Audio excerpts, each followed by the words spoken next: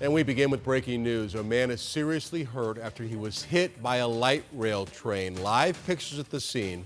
This is 19th Avenue in Missouri, and you can see the light rail train has stopped here.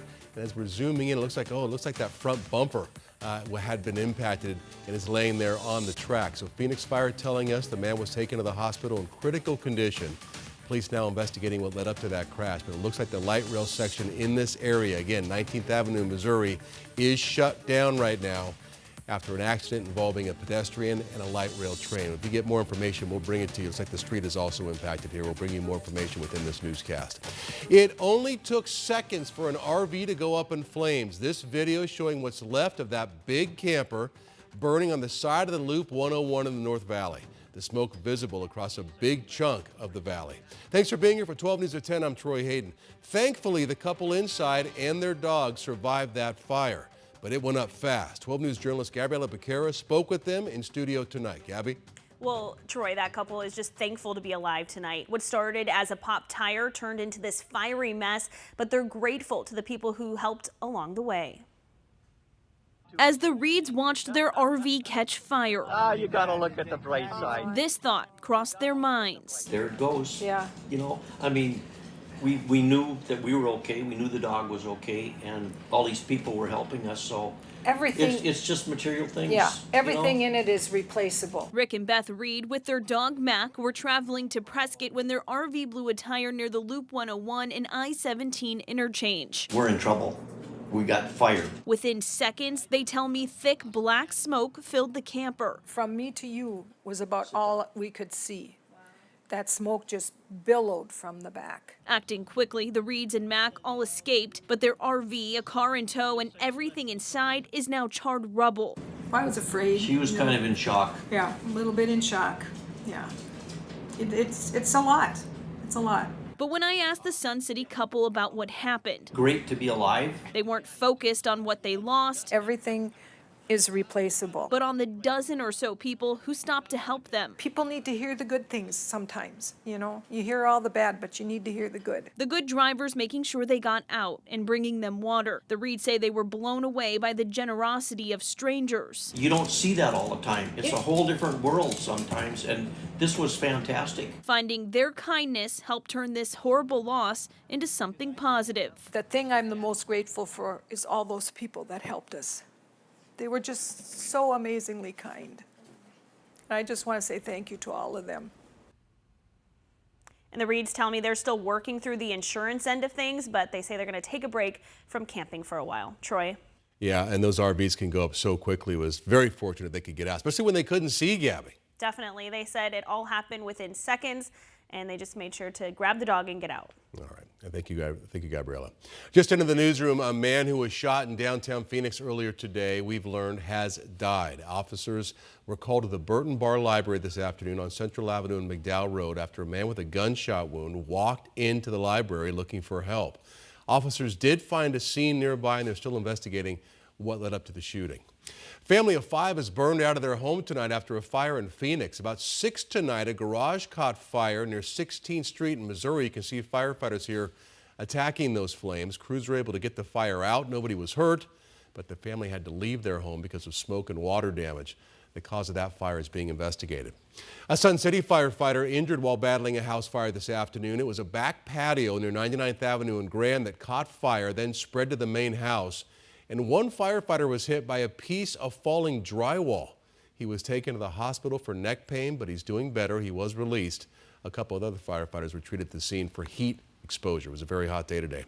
Yeah, very hot. And in fact, it is getting hotter, Chris. A tough day to fight a fire, tough day to do anything outside today, and it's going to get tougher. Yeah, we know the drill by now. 110 today was our high, and it's going to get hotter than that. So if you need to do stuff outside, try to do it in the morning or inside in the air conditioning during the afternoon. Our normal high is 106, and it's going to be above normal for the next 7 days at least, and closer to 110 than anything. At least the temperature trend is going down, but just by a few degrees. A little misleading, I know here. 112 tomorrow, 111 on Tuesday, 109 by Thursday. And with that decrease in temperature, a slight increase in moisture is trying to push into eastern Arizona tonight. It'll do a better job of that tomorrow. Most of the showers have been here in New Mexico and down into Mexico, but this little push, a little surge, a mini surge of the monsoon will make it into southeastern Arizona, the White Mountains, and the Rim Country. So for the valley, above normal heat, 108 to 113. High country storms mainly across eastern Arizona for the afternoon showers and storms. A monsoon? Yeah, just a mini surge this week, but it dries up by this weekend. We have a 0 for the valley monsoon meter. That's not the case for other parts of the state. We'll take a look at the statewide monsoon meter and what you can expect for the rest of the week coming up. All right, Chris, we'll see you in a few. An emotional homecoming for Arizona's Task Force 1, which is a specialized group of first responders. This afternoon, they were welcomed back by their families. They spent 20 days in Central Texas helping with that devastating flooding there. The 48-member team, including 5 canines, look at a little girl running to her dad. They conducted extensive search operations, and their main mission was to find some of the people missing in those floods. Seeing what they saw, seeing what they experienced, the humility that we have to be able to go into their backyard and to offer our assistance whatever we could, whether it was a hug, whether it was a handshake.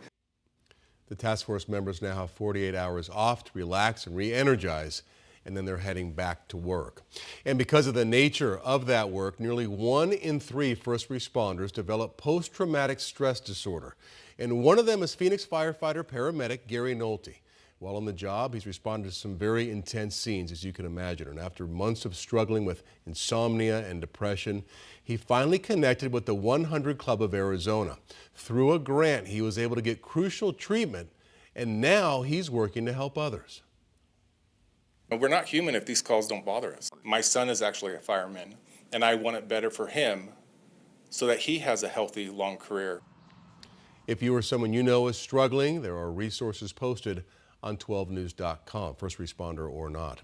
Casa Grande churchgoers had their final mass tonight before their church is torn down. It was back in October that St. Anthony of Padua Catholic Church destroyed by a fire. Investigators think it was intentionally set. No arrests have been made. The 65-year-old building, though, is beyond repair, and it's scheduled to be demolished tomorrow. You can see some of that damage there. They are building a brand new church, and it's expected to be completed in 2027.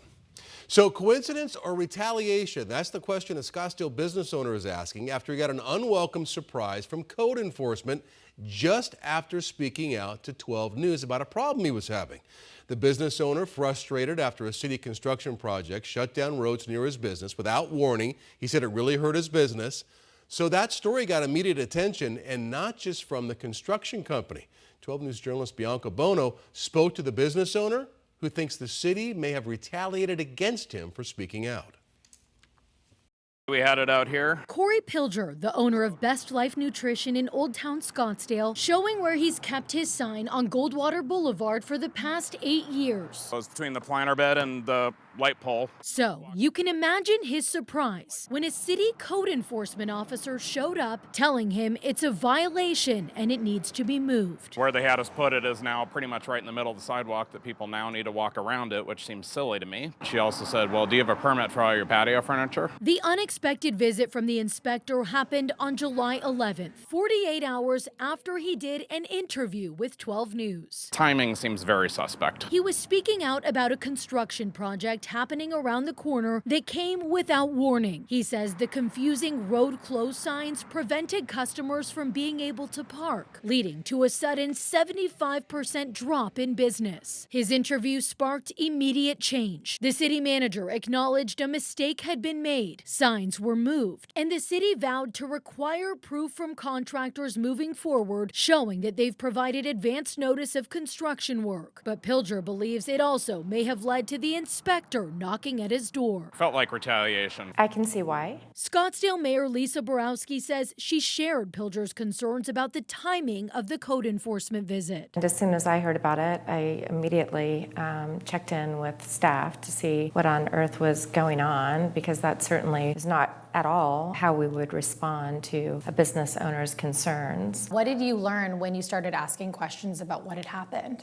So I'm told that it was just a really unfortunate coincidence. I do believe that staff is working with them to really, soften that situation. According to Scottsdale Police, which oversees code enforcement, on July 11th, they received an anonymous caller claiming to be a neighboring woman business owner, complaining about 3 businesses with A-frame signs. The inspector visited those businesses to educate them on the code violation and asked them to move them. Can you assure business owners, Scottsdale residents, that they are free to speak out without fear of retaliation? Not only can I reassure them that they're safe to speak out, I would encourage them to speak out. As for Pilger, while he still has questions about the inspector's visit, he knows there are more major construction projects scheduled to happen on his business's block. He hopes the changes the city has announced will prevent a negative financial impact moving forward. I know we'd still like to see some support for the businesses that are now struggling because of all this and see what's possible, but it is great to see progress go in the right direction. Bianca Bono, 12 News.